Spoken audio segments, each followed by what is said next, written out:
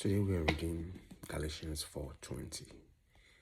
Paul wrote, I wish I could be with you now and change my tone of voice because I am perplexed about you. If you read the book of Galatians, you know why Paul was clearly distressed.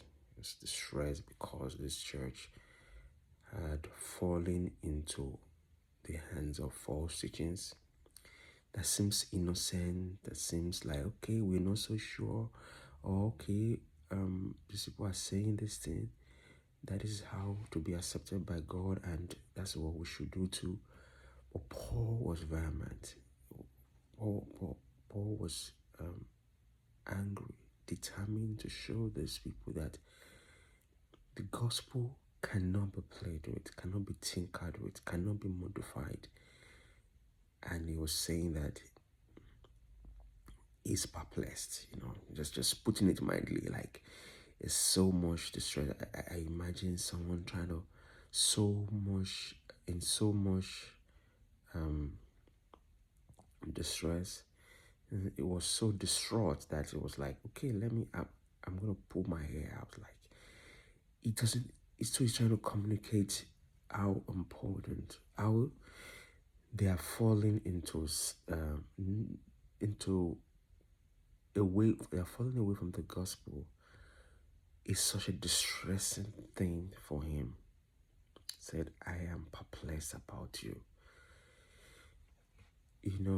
Sometimes yesterday I spoke about being stressed and perplexed and having our soul tormented because of sins, and that sin around us, specifically sexual sin, and that it's valid.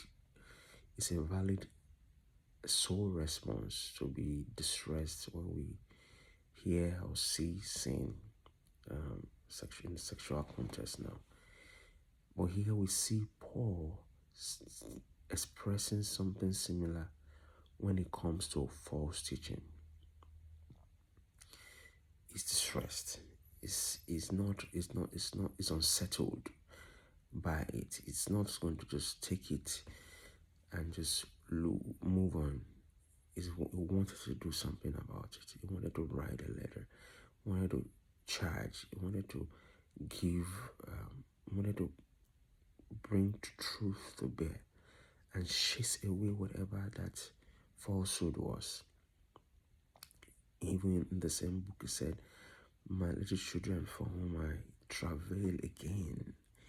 It's still communicating that pain in his heart. That pain is going through when he saw his brothers, his people, falling away from the gospel, embracing the wrong thing. He's feeling something. It was not a neutral. It wasn't neutral about it. It wasn't going to say that this is your truth, that is my truth. You can do what you like in that place. Only God knows. No, it can't just be only God knows. God has made it himself clear, and that's what Paul will say over and over again. Look at how God has made himself clear. Look at how the truth is so clear. You should not yield to these false teachers. You should not yield to these false doctrines. You should stand firm. He will write in that book, stand firm in the liberty wherewith Christ has made you free. Stand firm.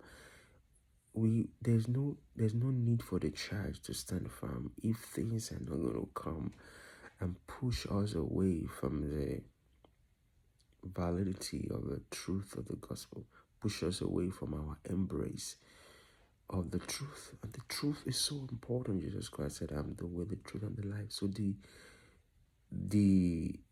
more we move away from the truth, the more we move away from Christ, and that is not nothing. That is not nothing. So I want you to recognize too that whatever hangs you feel within you when you hear false messages, untruth, you are not alone. Paul also felt it too. You're not alone. He was distressed. He was perplexed. He was teared in his heart. He was unsettled because of the falsehood and untruth. And somewhere else we read in the Bible that we should contend earnestly